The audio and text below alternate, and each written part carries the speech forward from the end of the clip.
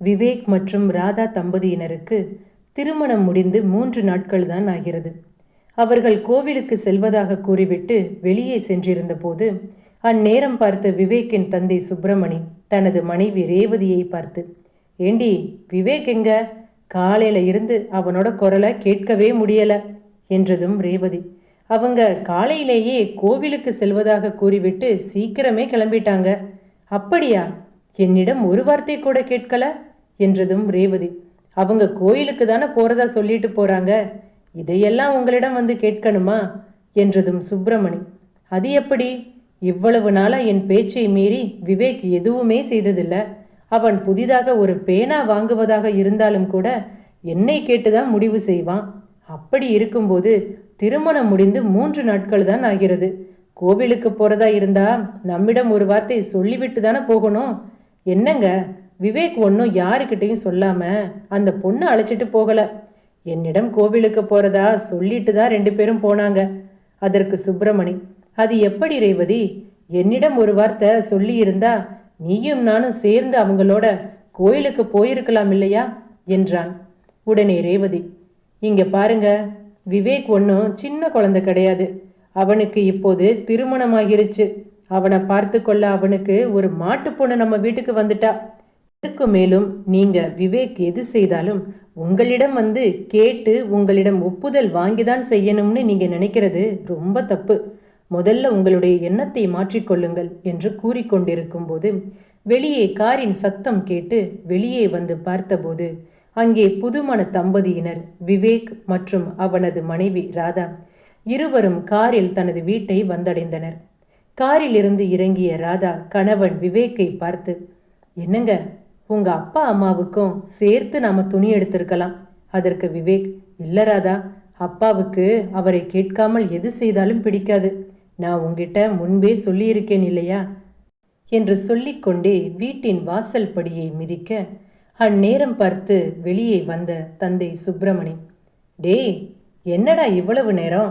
கோயிலுக்கு போறேன்னு சொல்லிட்டு எங்கே போயிருந்தீங்க என்று கேட்க அதற்கு விவேக், அப்பா, நாங்கள் கோவிலுக்கு போகல, துணி கடைக்கு போய் துணி எடுக்கிறதுக்காக தான் போயிருந்தோம் என்றதும் சுப்பிரமணி, எதுக்கு இப்போ துணி? இப்போதானே உன் கல்யாணத்துக்கு தேவையான துணியெல்லாம் நாம் எடுத்தோம். பிறகு எதுக்கு என்னை கேட்காம துணி எடுத்த என்றதும் விவேக், அப்பா, நாளை மறுநாள் ராதா வீட்டில் எங்களுக்கு விருந்துக்கு அழைத்திருக்கிறாங்க. அவங்க அக்கா பசங்க அவங்க வீட்டில் தானப்பா இருக்கிறாங்க. அதனால தான் போகும்போது எப்படி வெறுங்கையை வீசிட்டு போக முடியும் சொல்லுங்க. அந்த சின்ன பசங்களுக்காக தான் போய் துணி எடுக்க துணி கடைக்கு போயிருந்தோம் என்றதும் சுப்பிரமணி விவேக்கின் முகத்தை பார்த்து குரலை உயர்த்தி கத்தத் தொடங்க சத்தம் கேட்டு விவேக்கின் தாய் ரேவதி, என்ன இங்கு சத்தம்? ஏன் இப்படி வீட்டு வாசல் படியில் நின்று கொண்டு இப்படி கூச்சல் போடுறீங்க என்றதும் சுப்பிரமணி, பாருடி, உன் புள்ள என்ன காரியம் பண்ணியிருக்கான்னு பாரு. நாளை மறுநாள் ராதா வீட்டில் அவர்களுக்கு விருந்துக்கு அழைச்சிருக்கிறாங்களாம். அதற்காக எல்லாருக்கும் துணி எடுக்க துணி கடைக்கு போயிருக்கிறாங்க. நீயே இதை என்னன்னு கேளு என்றதும் மருமகள் ராதா, ஐயோ அத்தை, நாங்கள் எல்லாருக்கும் துணி எடுக்கல, சின்ன பசங்களுக்கு மட்டும்தான், அதுவும் 2 செட்டு துணி தான் எடுத்தோம் என்றதும் உடனே மாமியார் ரேவதி, இங்க பாருமா, உங்க ஊர்ல என்ன வழக்கமோ அது எங்களுக்கு தெரியாது. ஆனா எங்க ஊர்ல இது மாதிரி வழக்கம் எல்லாம் கிடையாது. எதுக்கு தேவையில்லாம காசை வீணா செலவு பண்ணணும்? 5 பைசாவா இருந்தாலும் சிக்கனமா செலவு பண்ண கத்துக்கோ என்றதும் சுப்பிரமணி ராதாவின் கையில் இருந்த மற்றொரு பையை பார்த்ததும், ஆமா, இது என்ன பை என்று கேட்க விவேக், அப்பா, வீட்டுக்கு கொஞ்சம் பழங்கள் வாங்கினேன் என்றதும் கோபத்தில் சுப்பிரமணி, ஏண்டா, விருந்துக்கு போற இடத்துல அவங்க உனக்கு சாப்பாடு போட மாட்டாங்களா? சாப்பாட்டுக்கு தேவையான காய்கறிகளையும் நீதான் இங்கிருந்து வாங்கிட்டு போகணுமா என்ன என்றதும் விவேக், ஐயோ அப்பா, இது அவர்களுக்கு அல்ல, நம் வீட்டுக்கு தான் நான் வாங்கினேன் என்றதும் சுப்பிரமணி, வாங்கிறதா இருந்தா ஒரு ஃபோன் பண்ணி கேட்டுட்டு வாங்க வேண்டியது தானே. என்னை கேட்காம நீ எதுக்கு இந்த பழங்கள் எல்லாம் வாங்கின? முதல்ல இதை கொண்டு போய் கடைக்காரரிடம் கொடுத்து விட்டு காசை வாங்கிட்டு வா என்றதும் விவேக், அப்பா, அது எப்படிப்பா முடியும்? கடைக்காரன் என்ன என்ன நினைப்பான்? என்னை தப்பா நினைக்க மாட்டான், ஒரு மாதிரி கேவலமாக பார்க்க மாட்டான் என்றதும் சுப்பிரமணி, இதுல என்ன கேவலம் இருக்கு? சரி வா, நானும் உன் கூட வரேன் என்றதும் மாமியார் ரேவதி, சரி விடுங்க, ஏதோ வாங்கிட்டு வந்துட்டான், போனா போகுது என்றதும் சுப்பிரமணி, இங்க பாரு, நாளை காலையில உன்னோட வங்கி புத்தகத்தை கொண்டு வந்து என்னிடம் நீ காட்ட வேண்டும். நான் அதை பார்க்கணும்.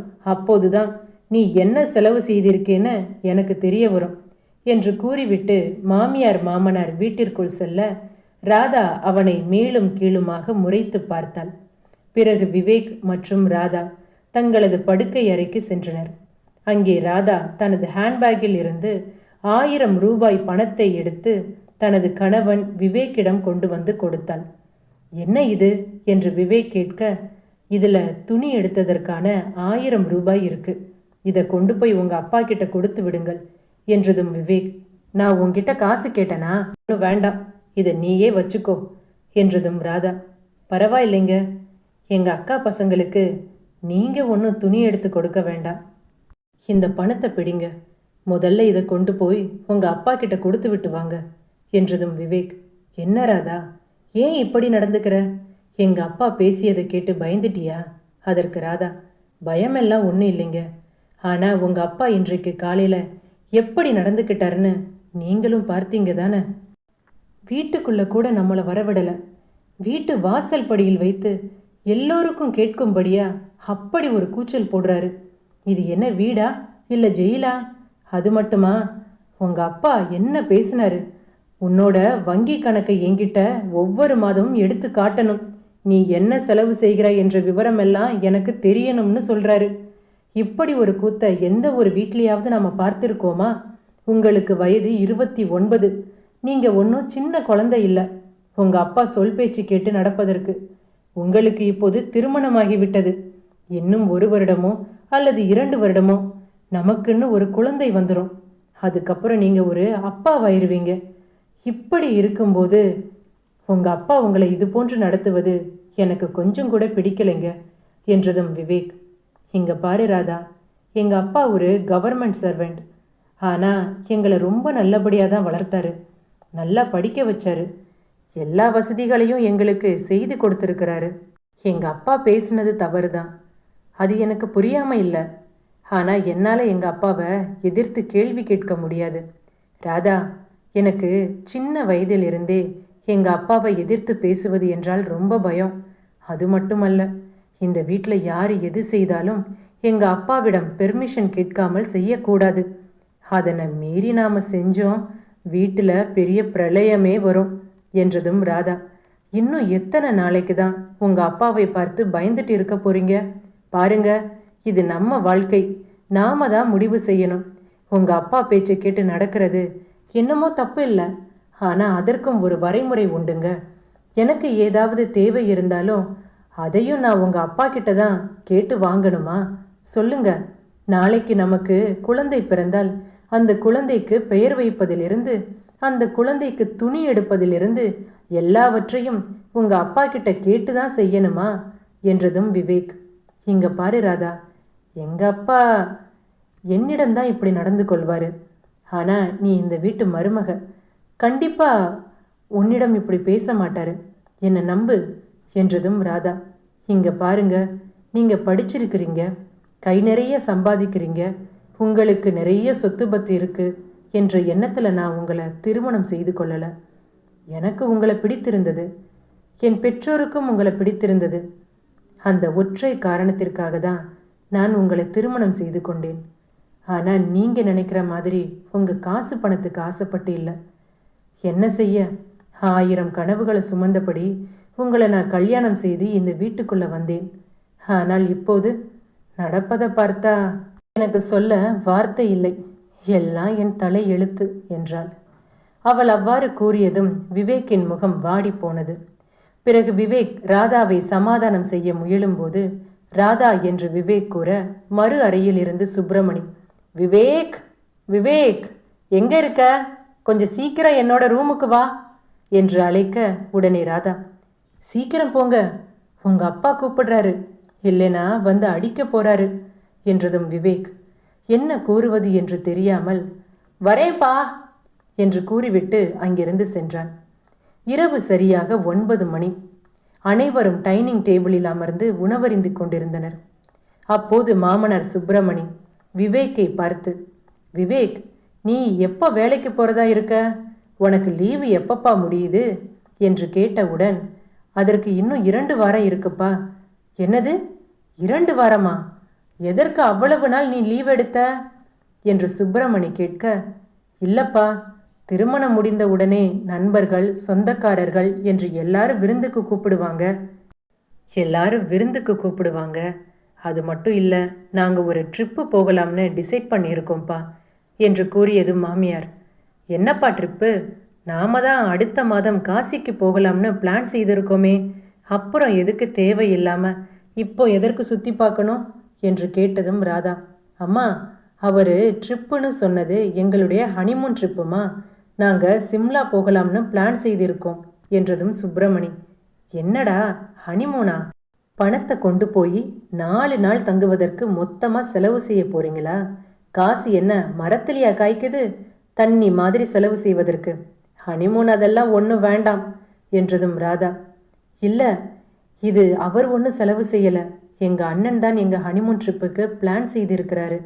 எல்லா செலவையும் அவரே பார்த்துக்கிறதா சொல்லிட்டாரு என்றதும் சுப்பிரமணி, நீ ஏன் எங்ககிட்ட முன்கூட்டியே சொல்லலை விவேக் என்றதும் விவேக், இல்லப்பா, போகும்போது சொல்லிக்கலாம்னு நினைத்திருந்தேன். நீங்கள் நினைக்கிற மாதிரி நான் எதுவும் செலவு செய்யலப்பா. எல்லாமே ராதாவோட அண்ணன் தான். அவர்தான் எங்களுக்காக ஹனிமூன் எல்லாம் பிளான் செய்தது என்று கூறியதும் சுப்பிரமணி, ராதா வீட்டில் எல்லாரும் ரொம்ப செலவு பண்ணுவாங்க போல, தங்களை பணக்காரங்களாக ரொம்ப ஆடம்பரமாக காட்டிக்கொள்வார்கள் போல என்றதும் ராதாவின் முகம் வாடி போனது. பிறகு மாமியார் ரேவதி, ராதா, நாளை காலையில் நீ சீக்கிரம் எழுந்து சமையல் அறையெல்லாம் சுத்தம் பண்ணிடு என்றதும் விவேக், நாளை காலையிலேயே அவங்க அக்கா வீட்டுக்கு கிளம்புவதாக முடிவு செய்திருக்கோம் அம்மா. அவங்க அக்கா வீட்டில் எங்களுக்கு ஒரு விருந்து ஏற்பாடு செய்திருக்கிறார்கள். அங்கே இருந்துதான் ஹனிமூன் பிளான் என்றதும் மாமியார், நாளைக்கு காலையிலேயே கிளம்புறீங்களா? ராதா, நீ உங்கள் அக்கா வீட்டுக்கு சென்று விட்டால் இந்த வீட்டு வேலையெல்லாம் வேற யார் பார்க்கறது? இங்கே பாருமா, நீ போவதற்கு முன்பு சமையலறையெல்லாம் சுத்தம் பண்ணிடு. எங்களுக்கு காலை டிஃபன், மதியம் லஞ்ச் 2மே தயார் செய்து இந்த டேபிளில் வைத்து விட்டு செல் என்றதும் விவேக், அம்மா, நாளை ஒரு நாள் தானே, நீ பார்த்து கொள்ளக்கூடாதா என்று கேட்டதற்கு சுப்பிரமணி, பிறகு எதுக்கு வீட்டுக்கு மருமகள் என்று ஒருத்திய கல்யாணம் செய்து கூட்டிட்டு வரணும்?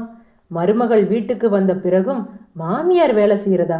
இங்கே பாருமா, உன்னோட மாமியார் சொன்ன மாதிரி எங்களுக்கு காலை சாப்பாடு, மதிய சாப்பாடு 2யும் செய்து வைத்து விட்டு நீ உங்கள் அக்கா வீட்டுக்கு கிளம்பு என்றதும் விவேக் என்ன பதில் சொல்வது என்று தெரியாமல் முழி பிதுங்கி நின்றான்.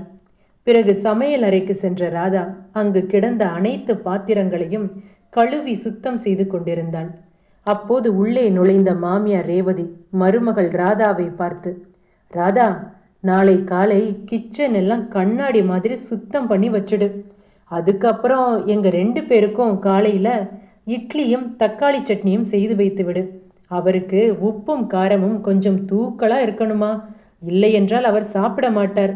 மதியம் காரக்குழம்பு, கேரட் பொரியலும் பண்ணி வச்சிரு. பொரியலில் கொஞ்சம் தேங்காய் துருவி போட்டுடுமா. எல்லாம் செய்து அந்த ஹாட் பாக்ஸில் போட்டு வச்சிரு. பிறகு இதை சொல்ல மறந்துட்டேனே, உங்கள் மாமா குளிப்பதற்கு வெந்நி போட்டு வச்சிருமா.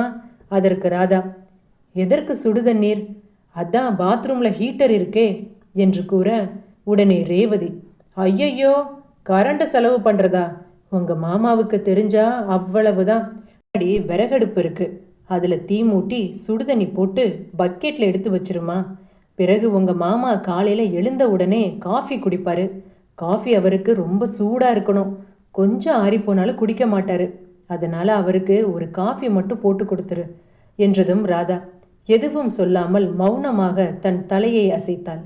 அந்நேரம் பார்த்து உள்ளே நுழைந்த கணவன் விவேக்கை பார்த்ததும் மாமியார் ரேவதி சிரித்தபடி சமையல் அறையிலிருந்து வெளியே செல்ல, விவேக் ராதாவை பார்த்து, ரொம்ப அதிகமாக வேலை செய்ய வேண்டியிருக்கா என்று கவலைப்படுறியா ராதா?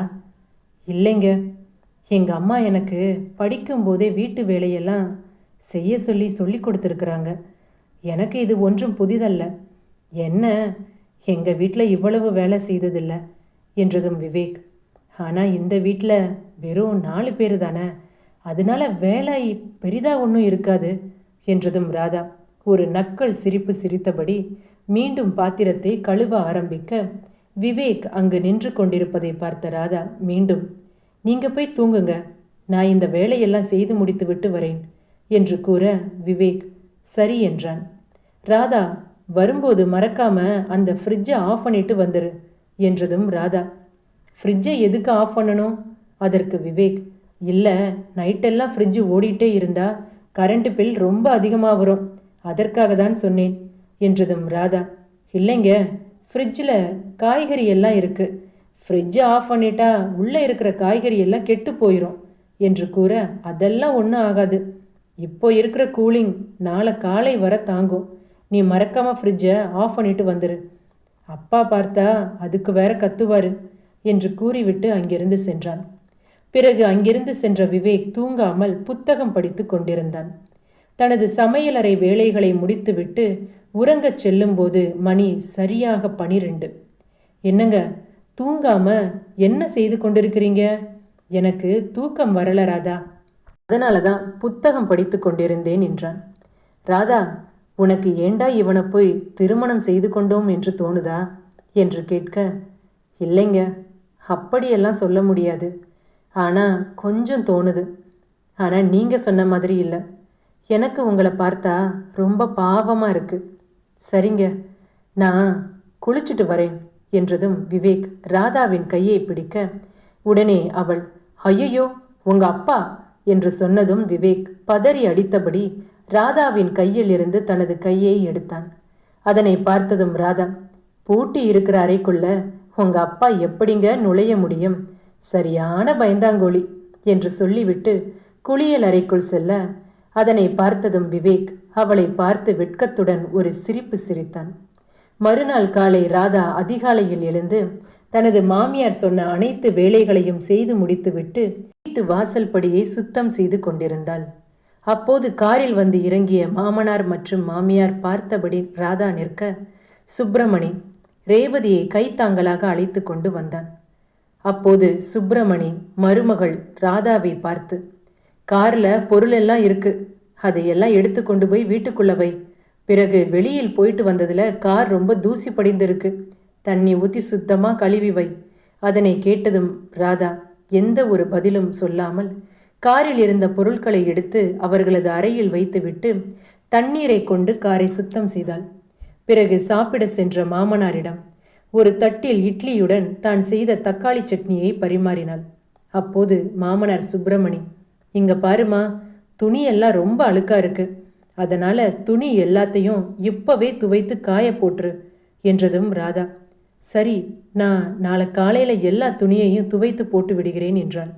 அதற்கு சுப்பிரமணி கோபமாக, நான் உன்னை இப்பவே துவைச்சு காய போட சொன்னேன், நாளைக்கு காலையில நீ துவைச்சு போட்டா வெயில்ல துணி எல்லாம் காஞ்சி வெளுத்து போவதற்கா? இப்ப மணி என்ன, இரவு 8:30 மணிதானே, இப்பவே துவைச்சு போடு என்றதும் ராதா, சரி, நான் இப்பவே வாஷிங் மிஷினில் போட்டு வரேன் என்றதும் மீண்டும் மாமனார், வாஷிங் மிஷின்லையா? வாஷிங் மிஷினில் துணி துவைச்சா துணி சீக்கிரத்தில் கிழிஞ்சு போயிடும்னு சொல்லுவாங்க, நீ முதல்ல துணி மொத்தத்தையும் கையால் துவைச்சு காயப்போடு, காலையில் நான் பார்க்கும்போது துணியை அயன் பண்ணி மடித்து வச்சிருக்கணும். அந்நேரம் பார்த்து விவேக் அந்த பக்கமாக வர மாமனார் சுப்பிரமணி அவனை பார்த்ததும், டேய் விவேக், நீயும் வந்து எங்க கூட உட்கார்ந்து சாப்பிடு.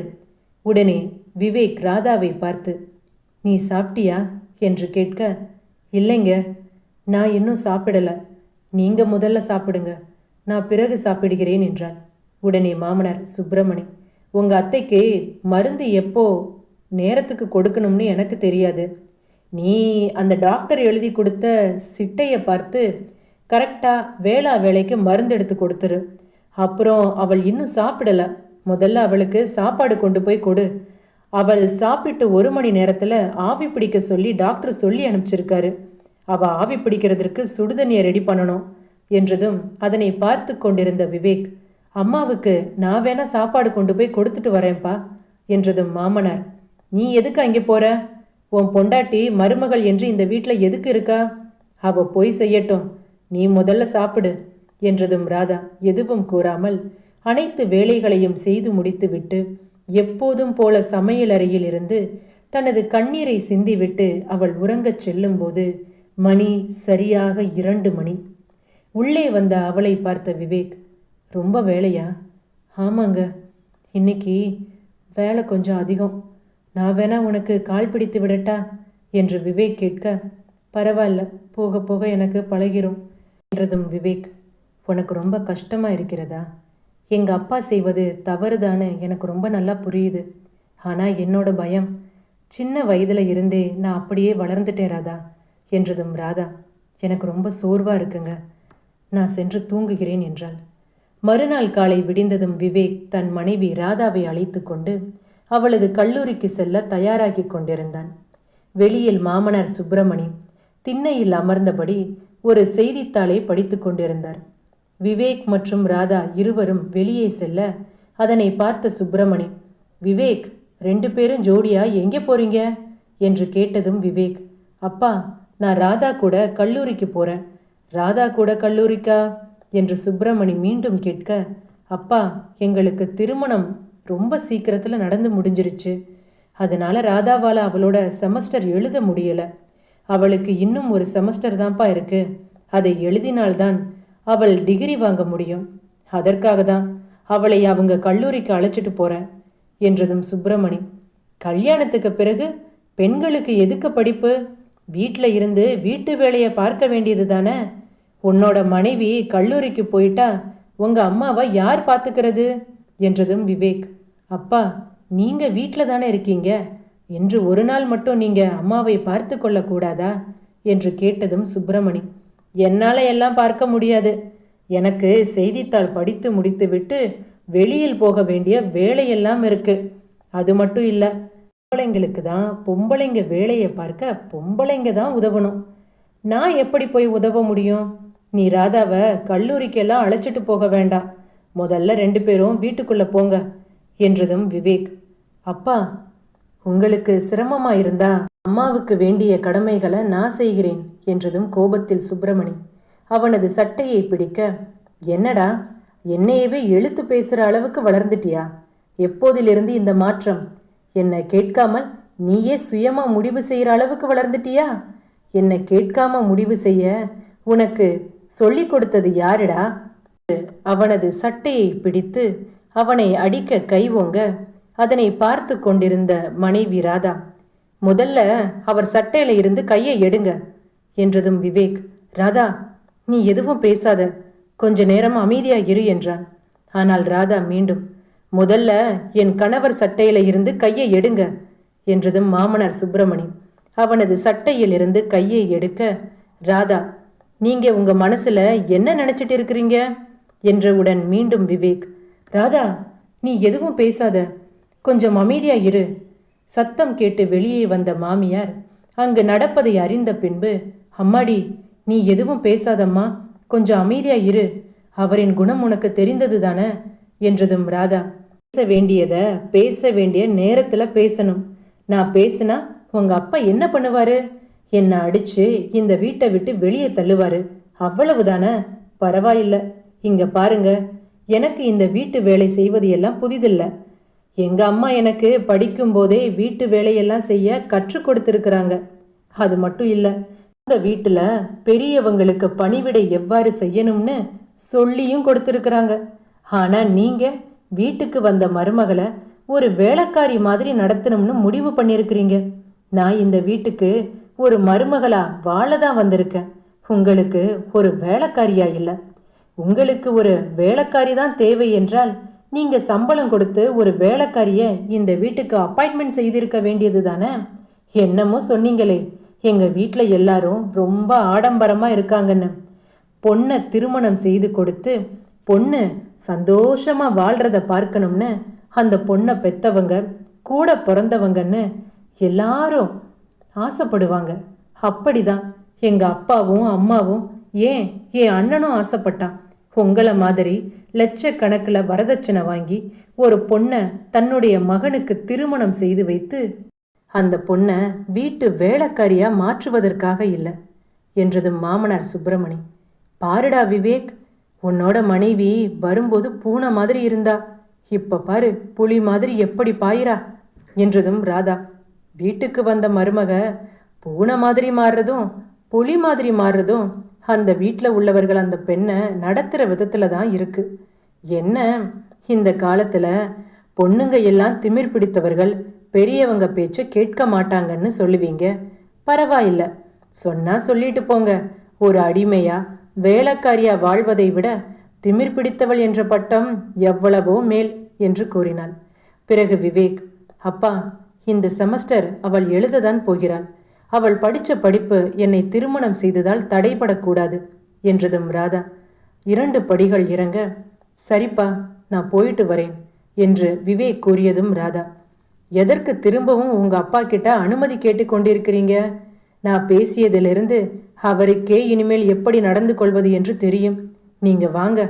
அவர்கள் அங்கிருந்து சென்ற பின்பு ஆச்சரியத்தில் திக்குமுக்கு தெரியாமல் சுவற்றை பிடித்தபடி நாற்காலியில் அமர்ந்த சுப்பிரமணியை பார்த்த மாமியார் ரேவதி, நான் எத்தனை முறை உங்ககிட்ட சொல்லியிருப்பேன், தோளுக்கு மேலே வளர்ந்த பிள்ளைங்க கிட்ட கையை ஓங்கி அடிக்கிறத முதல்ல நிறுத்துங்க என்று.